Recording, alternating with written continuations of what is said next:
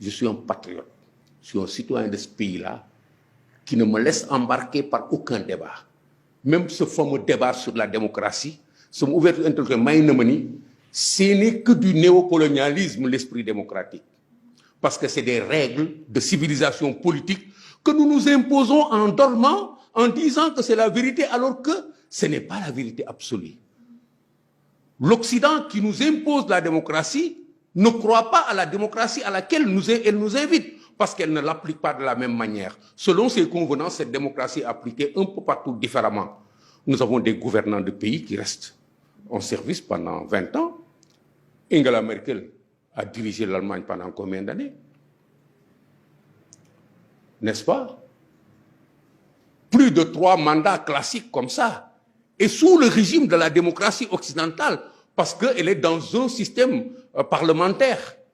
Et ailleurs, on voit ça. C'est ce débat qu'on doit se poser. Moi, je suis pour que dans ce pays-là, celui qui arrange le pays puisse être élu autant de fois que le pays lui fera confiance. Pour moi, si démocratie existe, c'est ça la démocratie. Aujourd'hui, on nous crie à bas 3e mandat parce qu'il y a des gens qui attendent sur la touche de prendre leur premier mandat et qui ne nous proposent rien. Tous ceux qui attendent sur la touche ne nous proposent absolument rien, sinon jot ci nguur gi.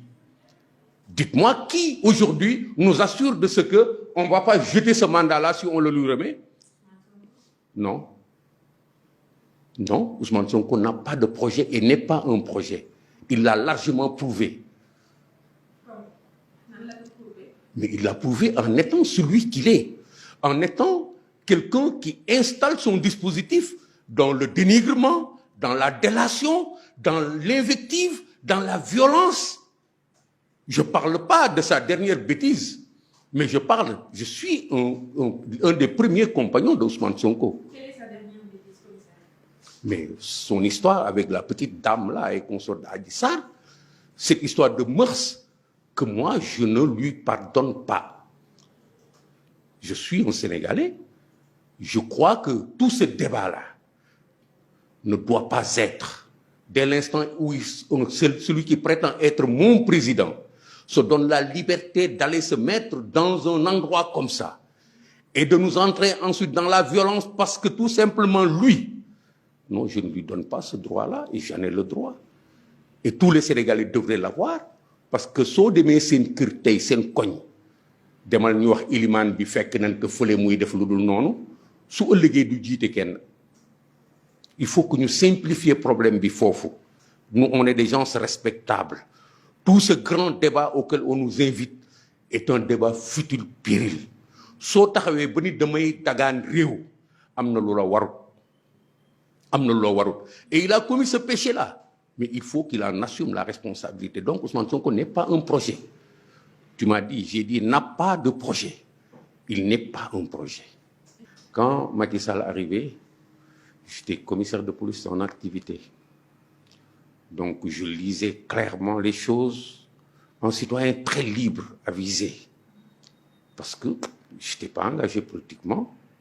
Mais j'ai vu, pour la première fois, un candidat à la présidence de la République qui dit « Yonou yokote ». Vous avez tous oublié ça. Lan mo yonou yokote. Dama bëgg jëlé réew mi fi yobbu ko fé fu gën. Il est venu avec ce projet-là. Une vision de l'action, un projet de société. Loolu la Macky Sall ñëwé kenn déggu ko. Mais nous qui savons que Abdoulaye Wade n'est pas venu avec un projet. Il est venu avec un rêve, celui de devenir président, une image, l'image du plus vieux opposant démocratique africain.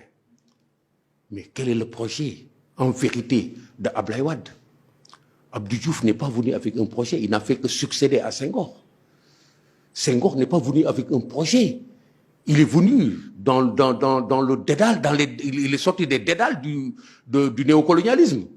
C'est-à-dire, fi mu taxaw fa la mënoon taxaw parce que loolu la ko tubaab bi mayoon Senghor te tubaab bi moo ëppoon doole. Abdou Diouf fi mu taxaw fa la mënoon taxaw parce que prolongement wu Senghor la. Abdoulaye Wade qui était la porte du renouveau et a ouvert le rêve. Macky Sall est venu avec un projet de société yoonu yokkute et je peux aller plus loin yoonu yokkute parce que nee na Sénégal yi réew mi kat fii mu nekk mën na fi jóge mën na dem feneen. Quel est le projet de Ousmane Sonko?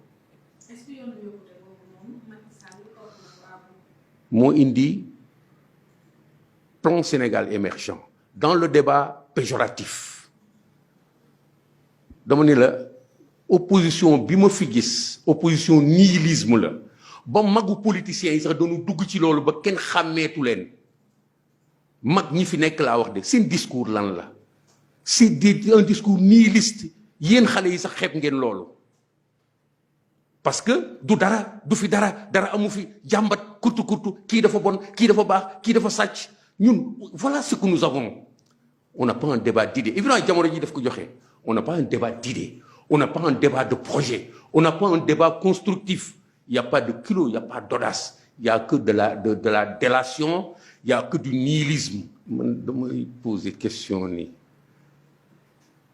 Sénégalais yi ban finalement lan la leen Ousmane Sonko buggal est-ce que mooy seen bët mooy seen xel est-ce que moom foofu mu taxaw njiit war na fa taxaw peuple askan naan ko gis nga lii nga gis di ko dund lii la soo ko dundee ba pare lii nga war a def c'est très grave même bu fekkoon dëgg la njiit du doxe noonu njiit dëggantaan day woote jàmm wax naa leen ko tout à l'heure Ousmane Sonko n'est pas un projet il n'a pas de projet moom du projet amul projet pourquoi parce que fi mu nekk dara new fa lu dul mer leen gis ngeen li leen di def bu leen ko defee bu leen ko def wante bu ñu leen ko defee na ngeen fayu ceci cela ku la dóor na nga ko dóor ku la dóorul bu ko dóor na nga ko mat mais c'est quoi ce discours là et tout son discours c'est ça c'est ce qui nous a amené à cette histoire là levez-vous na leen jaral seen bakkan mais c'est la même chose et est-ce que nous avons besoin de ça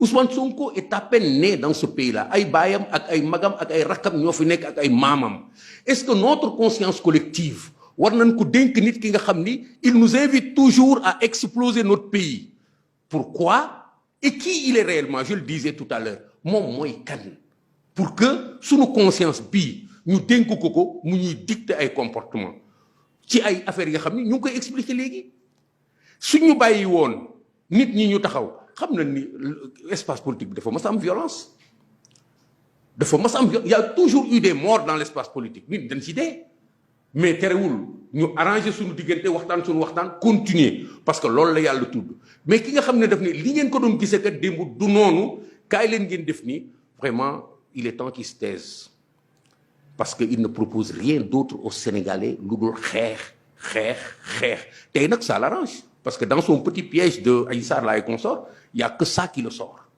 les Sénégalais ont fini par comprendre que en réalité côté moralité zéro côté vertu zéro il lui reste à quoi faire c'est trop tard pour qu'il nous propose un projet politique c'est trop tard pour qu'il nous propose un projet économique il faut que le pays explose pour qu'il s'en sorte on ne lui permettra pas en tout cas moi de ma part je ne lui permettrai pas c'est pourquoi je me permets de parler de lui je n'aime pas parler de Ousmane Sonko mais puisqu'il faut que les gens parlent de lui je vais parler de lui